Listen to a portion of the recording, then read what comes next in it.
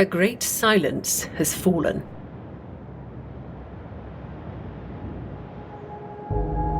A moment of still terror as the universe prepares for death.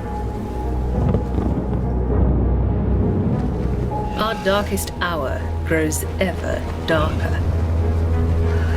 And in the battle ahead, there will be no blood to mark our passing.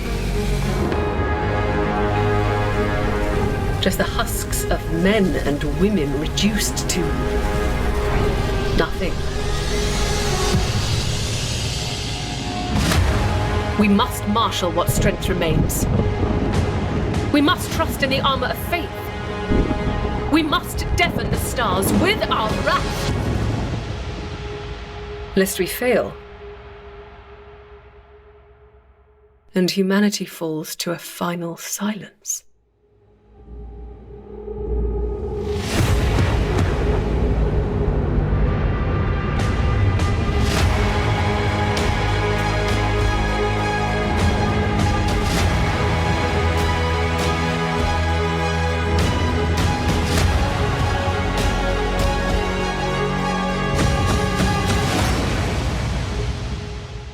There we go, saving the best to last. I was kind of on the edge of this preview. There was a ton of AOS stuff.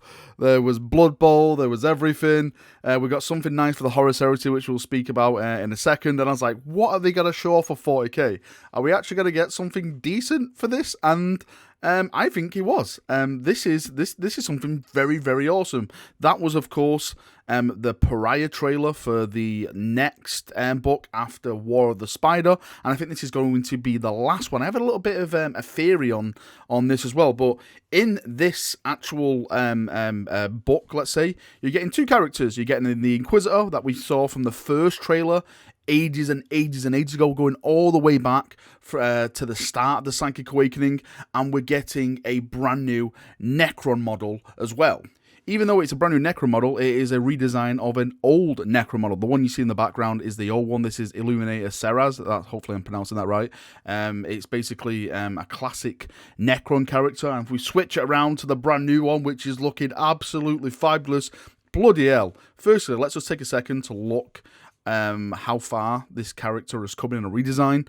I absolutely love that whatever's on the base, is it like a Psyker or, I don't know, a retinue for maybe the Inquisitor, which we'll talk about in a second, is just getting the life essence completely ripped from him. Like, it's basically his soul's getting ripped from his body, and it's just like going into his like nice hand, like, I'll take care of this. Yes, this'll do. This'll come into use somewhere down the line. The model is fantastic. I love everything about it. They actually said on the stream that it's a big model as well. It's actually going to be on a Dreadnought base, so that gives you a sense of scale on how big this is going to be. It's probably not going to be as tall as a Dreadnought, like a Redemptor Dreadnought or something like that. It's probably maybe a little bit smaller than that, but base-wise, that's how big it's going to be. And the base itself, look at the base.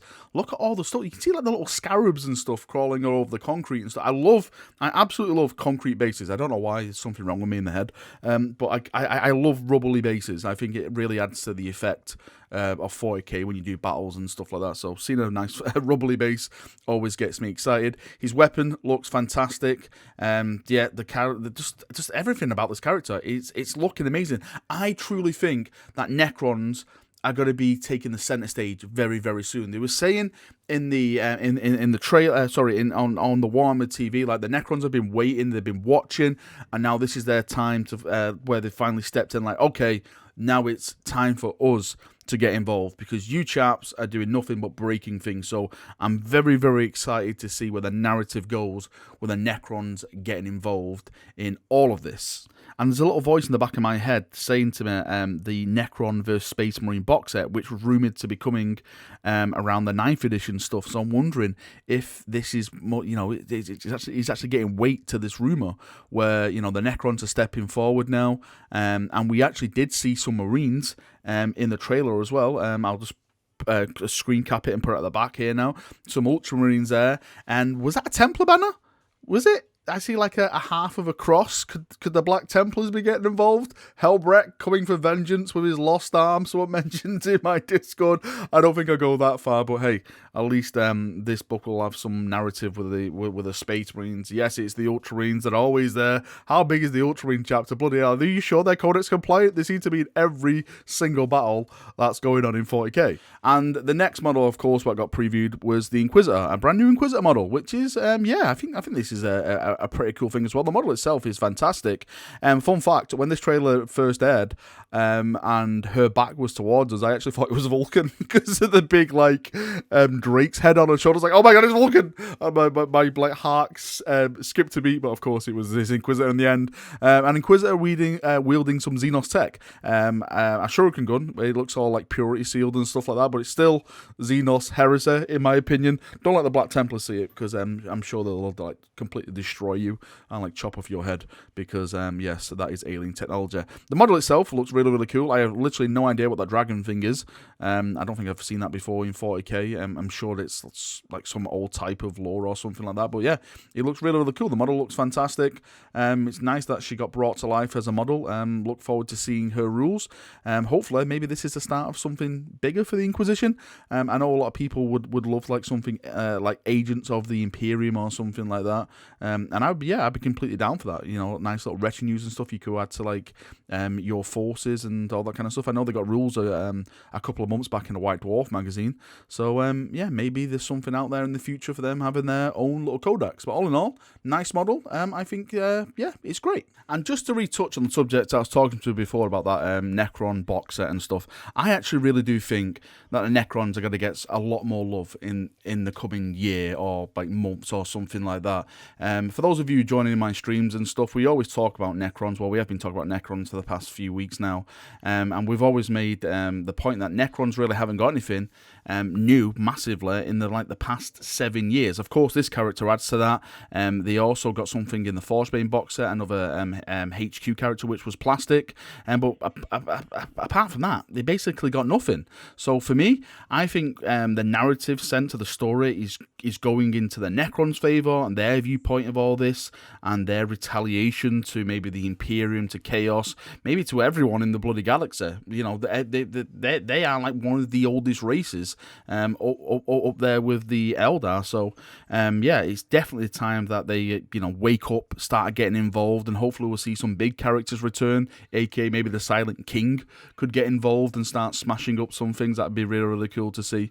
But hopefully, fingers crossed, that this is just the start of the Necron stuff, and we'll be seeing a lot more in the future. And next, we have something very, very much surprised me. I thought this was going to be like Horswain or something like that as a character model. It's not. It's Sol Tarvitz. Sol Tarvitz of the Emperor's Children, the badass of Istvan, the guy who stood against Primarchs and the first traitor legionnaires. This guy is amazing. Really, if you haven't read the Horus Heresy, he has probably one of the best lines that you've ever read. Yes, he died on Istvan. He sacrificed himself. Sorry, spoiler. Well, it's not a spoiler. It's been out for like 10 plus years now. Go get the bloody book.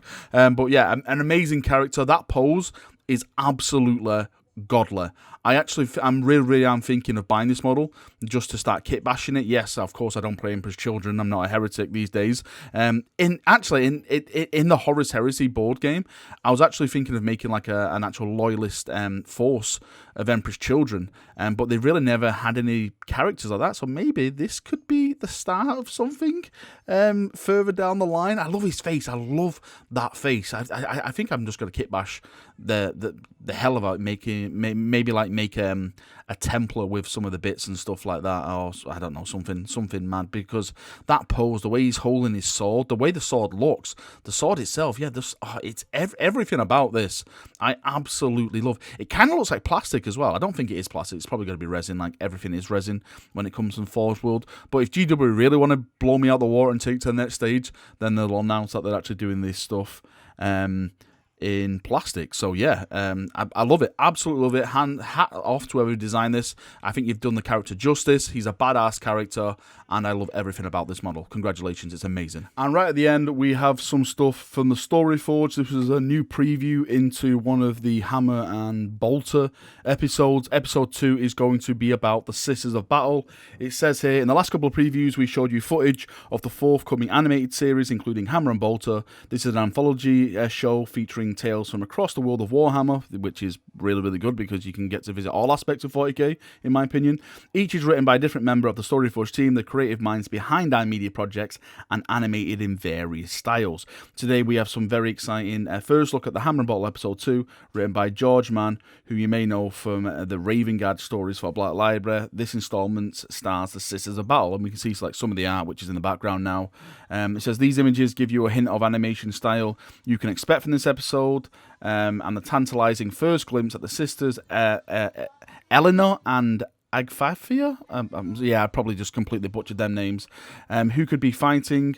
Who could they be fighting? We look forward to finding out. It's probably going to be some kind of heretic or something like that. But there we go. Right at the end, we have some nice little stuff from the Sisters of Battle, showing off from the Storyforge stuff. On the stream, I didn't think they mentioned like a next week or anything like that, so I'm not too sure if there's going to be another preview now.